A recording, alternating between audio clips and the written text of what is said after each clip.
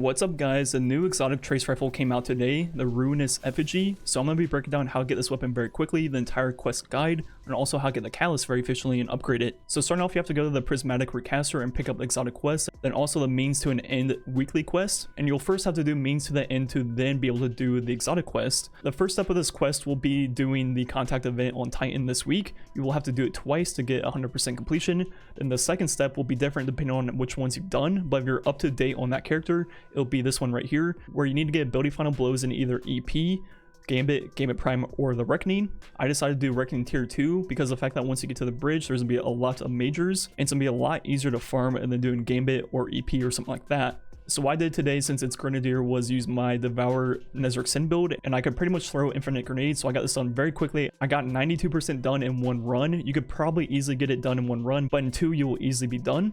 And once you're done with that step, you will unlock the weekly mission, which is a repeat from the second week, I believe. So just go through that and kill the Shrieker and you'll be done, and then talk to Eris, and you'll be done with the means to the end weekly quest, and also be done with the first step of the exotic quest. So now the second part of the exotic quest will be collecting calcified light 0 of 25, then also killing some of these marionettes. I'm definitely not pronouncing that correctly, so please tell me how you actually pronounce it correctly, because I don't know how to do it.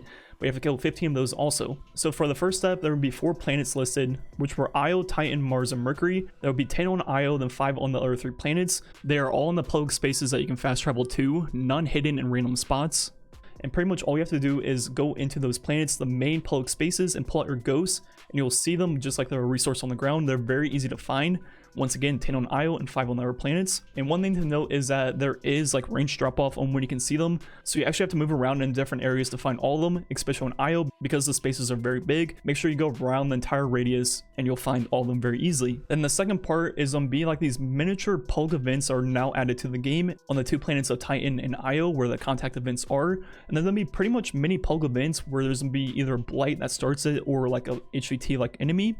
And pretty much you just go through them. They're pretty basic mechanics, and eventually there'll be a champion that spawns in, which will count towards this quest, and you have to do 15 of these. We started off on Titan, but we eventually moved over to Io because there's 3 different load zones, so we could swap back and forth and find them more efficiently. So once you're done with all of 25 of the light, then also the 15 of the champions, you are then on the final step for this exotic, which will be 3 different things: completing Gambit and Reckoning, getting void kills, and also precision multi-kills.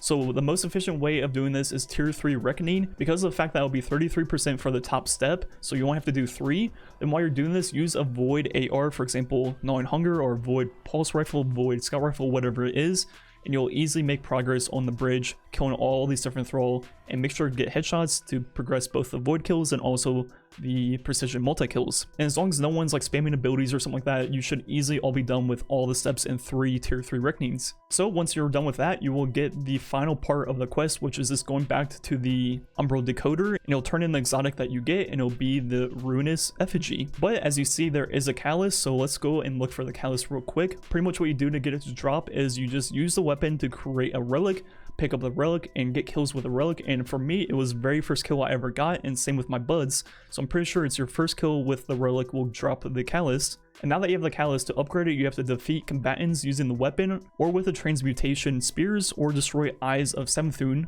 to unlock this upgrade. So pretty much all of the Eyes of Savathun are around the planets that we visited in this quest. I will link an article with all the locations below that I used. And every single time you break one of these eyes, you get 3%. So it's definitely worthwhile picking up all the easy ones very quickly. And I used that article that I linked to kill about 20 of these and get roughly 60%. I also loaded up Whisper of the Worm and got 50% from one run of that. So you can kind of mix in what you want to do. If you want to get the eyes, they give you altered energy. If you just want to get kills, you can do it in like 2 whispers, or you can load up Shiro Chi. So either one works pretty well for the callus. It took me roughly, let's say, 40 minutes. And that is it. Once you're done with that, you have the callus, you have the weapon, everything's done. I'll be making a video breaking down all the mechanics of this weapon because it's very interesting in tomorrow's video. So definitely look forward to that. My initial impression of this weapon is it's extremely strong. You pretty much have infinite ammo, and the block function is really good for ad clear.